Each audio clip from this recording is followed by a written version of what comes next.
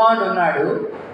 ఆయన తన దగ్గర పనిచేసేటువంటి దాసులను ముగ్గురు పిలిచి వాళ్ళ సామర్థ్యం చొప్పున ఒకడికి 5 తలంతులు ఇచ్చాడు. ఒక తలంతు అంటే 3,600 రూపాయలు. ఎంతమ్మా? 3,600 రూపాయలు. ఒకనికి 5 తలంతులు ఇచ్చాడు. మరొక దాసుని పిలిచాడు, వాడికి 2 తలంతులు ఇచ్చాడు. ఇంకొకరిని పిలిచాడు, వాడికి 1 తలంతే ఇచ్చాడు. దేవుడు అందరూ సమానంగా ఇవ్వలేదు కదా. ఒక్కొక్కడికి వాళ్ళ సామర్థ్యం చొప్పున ఇచ్చాడు. ఇచ్చాడు. సరే, 5 తలంతులు తీసుకున్నవాడు వ్యాపారం చేసి మళ్ళీ 5 సంపాదించాడు. 5 + 5 ఎంత అయింది? 5 + 5 ఎంత? 10. 10 అయింది కదా. అప్పుడు ఆ యొక్క యజమానుడు పిలిచాడు, ఏం చేశావు నువ్వు? నేను ఇచ్చిన 5 తలంతులు అంటే, అయ్యా వ్యాపారం చేసి 5కి 5 సంపాదించానని అన్నాడు. వాడిని చూసి యజమాని ఏమన్నాడంటే, బలా నమ్మకమైన మంచి దాసుడా అన్నాడు. దేవుని స్తోత్రం చెప్పండి. హల్లెలూయా. బలా నమ్మకమైన మంచి దాసుడు అన్నాడు. రెండో వాడు పిలిచాడు. రెండో వాడికి ఎన్ని ఇచ్చాడు? 2 తలంతులు ఇచ్చాడు. వాడికి ఎన్ని ఇచ్చాడు?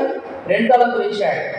వాడిని పిలిచాడు, నువ్వేం చేసావురా అని అడిగితే వాడేమన్నాడంటే, అయ్యా నేను వాటితో వ్యాపారం చేసి మళ్ళా 2కి 2 సంపాదించాను అన్నాడు.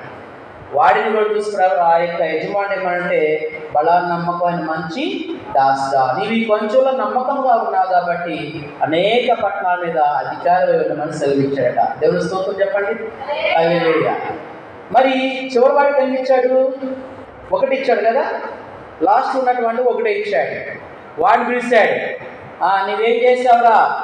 నీకు ఇచ్చిన తలంత ఏం చేసావంటే, వాడంట ఏం చేసినట్టు ఎలాగ ఉపయోగించకుండా గుంట తీసి ఆ భూమిలో పాతేసాడంట.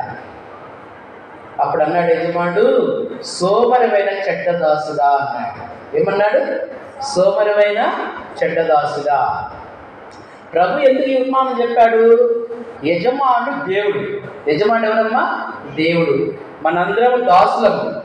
ఆయన నమ్ముకున్న తర్వాత, ఆయన బిడ్డలమైన తర్వాత, మారు మనసు పొంది పాపక్షమాపణతో మారు మనసు పొందిన తర్వాత, మరి ఆయన ఆత్మహత్యగా మనం నడిపించబడిన తర్వాత, రక్షించబడిన తర్వాత, ఆయన బిడ్డలుగా మనం ఉన్నప్పుడు దేవుడు మనకి ఇచ్చిన అటువంటి టాలెంట్స్, తలంతులు మనం గమనించాలి, గుర్తించాలి. దేవుడు నీకు పాటలు పాడే తలంతు ఇవ్వచ్చు. దేవుడు నీకు పరిచయం చేసే తలంతు ఇవ్వచ్చు. దేవుడు నీకు మరి సేవకుల్ని ప్రోత్సహించే తలంతు ఇవ్వచ్చు. దేవుడు నీకు ఆ యొక్క డ్రమ్స్, అందరూ డ్రమ్స్ కొడుతున్నామా? కొట్టలేదు. అందరూ కొట్టలేదు కదా. అలాంటి తలంతు నీకు ఇవ్వచ్చు. కాబట్టి దేవుడు మందిరంలో పరిచయం చేసే తలంతు నీకు ఇవ్వచ్చు. మరి దేవుడు ప్రతి మనిషికి కూడా ఒక తలంతు ఇస్తున్నాడు. ఒక్కొక్కరు 2 తలంతులు 3 తలంతులు అలాగే ఇస్తున్నాడు. ఎలా ఇస్తున్నాడంటే, వాళ్ళ సామర్థ్యం చొప్పున దేవుడు ఇస్తున్నాడు. అయితే వాళ్ళు ఏం చేయాలి? ఆ తలంతులు వాళ్ళు సద్వినియోగము చేసుకోవాలి. అప్పుడు దేవుడేమంటాడు? బలా నమ్మకమైన మంచి దాసురాలా అంటాడు. చూసారా? మీకు పరిచయం చేయడానికి దేవుడు అవకాశం ఇచ్చాడు. దేవుడు సేవకు కొంతమందికి పరిచయం చేయడానికి అవకాశం ఇచ్చాడు. ఆ పరిచయం ఎలాగే నమ్మకముగా చెయ్యాలి. దేవుడు నీకు పాటలు పాడే స్వరం ఇచ్చాడు.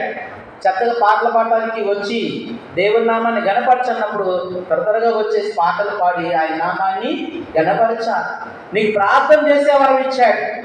ఎక్కువగా విజ్ఞాపన ప్రార్థన చేస్తావు. సంఘం కొరకు, సంఘ అభివృద్ధి కొరకు ప్రార్థన చేస్తావు. ఆ ప్రార్థన నీవు నిత్యము ప్రార్థన చేస్తూ ఉండాలి. నశించిపోతున్న ఆత్మల కొరకు ప్రార్థన మనము చెయ్యాలి. నీకేమి ఇచ్చాడు?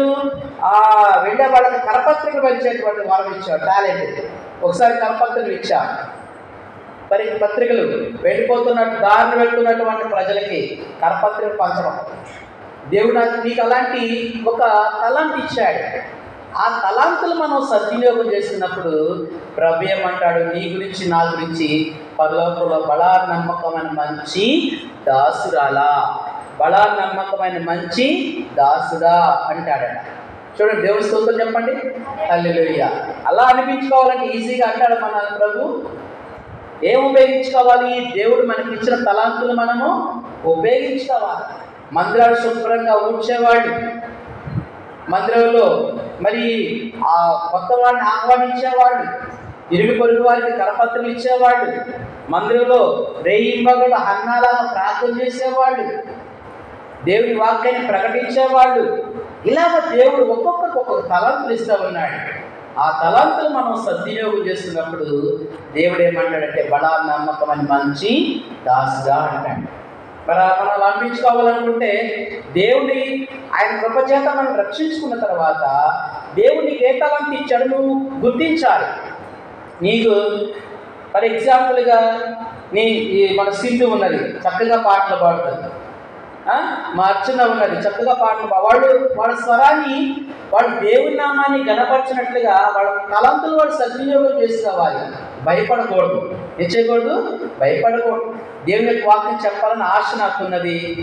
అయ్యగారిని అడిగా, 10 నిమిషాలు చెప్తాను. అడగకుండా ఇస్తారా? ఎవరు? మనం అడగాలి. నేను పాటలు పాడతా, నేను వాక్యం చెప్తాను, నేను ఆ డ్రమ్స్ ప్లే చేస్తాను, లేకపోతే 10 మందికి నేను కరపత్రులు ఇస్తాను, మీరు ఇవ్వండి పత్రికలు, లేకపోతే నేను మరి ఆదివారం నాడు పెద్దకాడ వెళ్ళి ఆయన సన్నిధిలో అనేక మంది మనం ప్రార్థన చేస్తా. అలాగా దేవుడు నిన్ను రక్షించిన తర్వాత దేవునికి ఇచ్చిన తలాంతులను నువ్వు గుర్తించాలి. అప్పుడు దేవుడు ఏం చేస్తాడు? పరలోకానికి వెళ్ళిన తర్వాత రక్షించుకున్న బిడ్డలు మన గురించి ఆయన నమ్మకమైన మంచి దాసుగా అంటాడు. మోషే నా ఇల్లంతలో నమ్మకమైన వాడు అన్నాడు. ఎలాంటి సాక్ష్యం ఇచ్చాడు దేవుడు? మరి నీ గురించి నా గురించి అలాంటి సాక్ష్యం ఇస్తాడా?